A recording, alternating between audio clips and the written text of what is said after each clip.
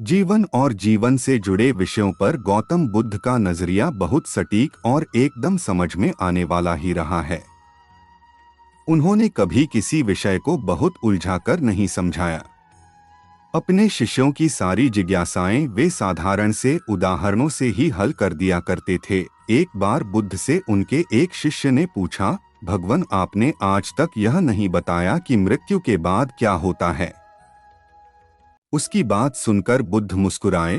फिर उन्होंने उससे पूछा, पहले मेरी एक बात का जवाब दो, अगर कोई कहीं जा रहा हो और अचानक कहीं से आकर उसके शरीर में एक जहर भरा तीर लग जाए तो उसे क्या करना चाहिए? पहले शरीर में घुसे तीर को हटाना ठीक रहेगा या फिर देखना कि बाण किधर से आया है और किसे लक्ष्य कर मारा गया है? शिष्य ने कहा, पहले तो शरीर में घुसे तीर को तुरंत निकालना चाहिए, नहीं तो जहर पूरे शरीर में फैल जाएगा। बुद्ध ने कहा, बिल्कुल ठीक कहा तुमने।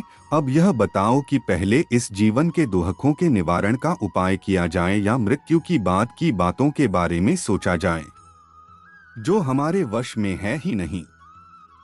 उसका विचार ही क्यों करना? किसकी मृत्यु कब आएगी ये सिर्फ परमात्मा जानता है। मनुष्य के हाथ में सिर्फ कर्म करना है।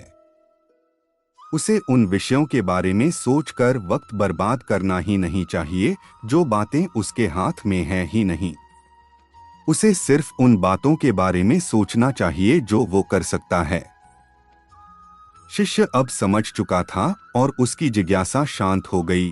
कहानी से सीख, इंसान को उन बातों के बारे में सोचकर समय नहीं गंवाना चाहिए जिन पर उसका कोई जोर ना हो। हमेशा उन बातों के बारे में ही विचार करें जो आपकी परेशानियों को कम कर सके, समाज को जिससे फायदा हो या किसी इंसान की मदद हो।